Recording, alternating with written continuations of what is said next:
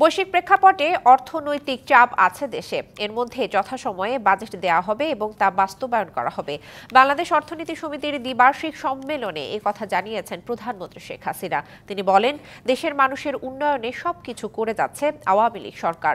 অর্থনৈতিক উন্নয়নে আরও কি পণ্য রপ্তানি করা যায় তা খুঁজে বের করতে অর্থনীতিবিদদের প্রতি আহ্বান জানান সরকার প্রধান।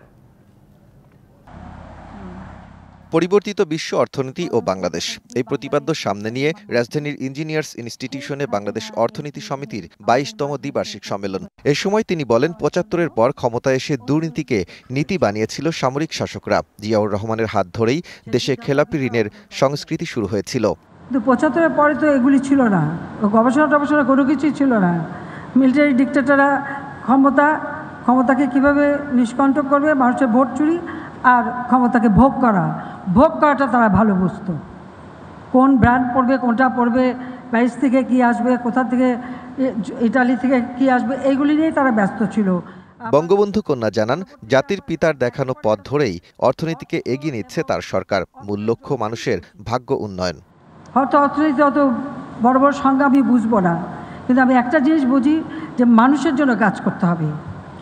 মানুষ কি পেল সেটা দেখতে হবে, মানুষের কল্যাণে কি করণীয় সেটা করতে হবে, যা আমি শিখেছিলাম আমার বাবার কাছ থেকে। অর্থনৈতিক উন্নয়নে অর্থনীতিবিদদের বৈশ্বিক জ্ঞান আহরণ করে তার সর্বোচ্চ প্রয়োগের আহ্বান জানান সরকার প্রধান। কোন দেশে কোন জিনিসের চাহিদা আছে, তার কোনটা আমরা উৎপাদন করতে পারি, আমরা রপ্তানি করতে পারি, সেটা খুঁজে বার করা। তাছাড়া আপনারা জানেন যে আমরা ১০০টা অর্থনৈতিক অঞ্চল করে তুলছি। আমরা এখন জমিগুলি নিয়ে রাখছি, ধীরে ধীরে আমি চাচ্ছি দেশি বিদেশি বিনিয়োগ হবে, যত বিনিয়োগ হবে আমার কর্মসংস্থান হবে।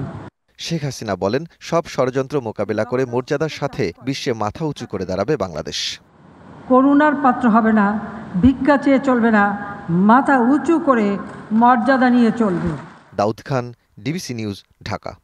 নগদে ৫০০ টাকা বা তার বেশি পেমেন্টে পেতে পারেন ঢাকায় জমিসহ ২০ কোটি টাকার পুরস্কার।